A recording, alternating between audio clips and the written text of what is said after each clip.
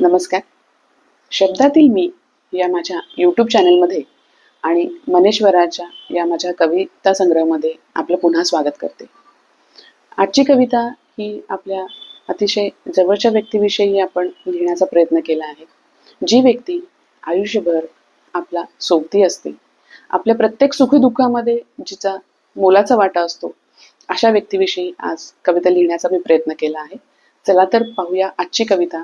काय बोलू, काय बोलू तुझ्याबद्दल, काय तू करतोस. काय बोलू तुझ्याबद्दल, काय तू करतोस. माझ्या आनंदासाठी स्वप्न सत्यात उतरवतोस. काय बोलू तुझ्याबद्दल, काय तू करतोस. माझ्या आनंदासाठी स्वप्न सत्यात उतरवतोस. स्वतःला ओळखायला तूच शिकवतोस. स्वतःला ओळखायला तूच शिकवतोस. अंधारात किरणांना तूच घेऊन येतोस. स्वतःला ओळखायला तूच शिकवतोस. अंधारात किरणांना तूच घेऊन येतोस. जीवनाच्या वादळात न डगमगता उभं राहायला तूच सांगतोस. जीवनाच्या वादळामध्ये न डगमगता उभं राहायला तूच सांगतोस. वारंवार तुटूनही जोडून घ्यायला तूच साथ देतोस. वारंवार तुटूनही जोडून घ्यायला तूच साथ देतोस. काय बोलू तुझ्याबद्दल, काय तू करतोस. माझ्या आनंदासाठी स्वप्न सत्यात उतरवतोस.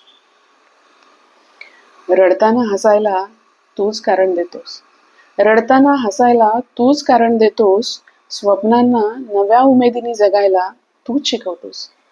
रडताना हसायला तूच कारण देतोस. स्वप्नांना नव्या उमेदीने जगायला तूच शिकवतोस. हरवलेला आत्मविश्वास परत मिळवून देतोस. हरवलेला आत्मविश्वास परत मिळवून देतोस आणि मनाच्या जखमा अलगद सावरतोस. हरवलेला आत्मविश्वास परत मिळवून देतोस आणि मनाच्या जखमा अलगद सावरतोस. काय बोलू तुझ्याबद्दल, काय तू करतोस. माझ्या आनंदासाठी स्वप्न सत्यात उतरवतोस. तू फक्त शब्द नाहीस. तू फक्त शब्द नाहीस तर आधार देतोस. तू फक्त शब्द नाहीस तर आधार देतोस. माझ्या अस्तित्वाचा साक्षीदार होतोस. तू फक्त शब्द नाही तर आधार देतोस. माझ्या अस्तित्वाचा साक्षीदार होतोस. एवढंच बास, जास्त काही नको. एवढंच बास, जास्त काही नको. तुझ्याशिवाय आयुष्य असावं ही कल्पनाच नको. एवढंच बास, जास्त काही नको. तुझ्याशिवाय आयुष्य असावं ही कल्पनाच नको. काय बोलू तुझ्याबद्दल, काय तू करतोस. माझ्या आनंदासाठी स्वप्न सत्यात उतरवतोस. मला आशा आहे नक्कीच ही कविता आपल्याला आवडली असेल. कविता जर आवडली असेल तर जरूर लाईक करावं.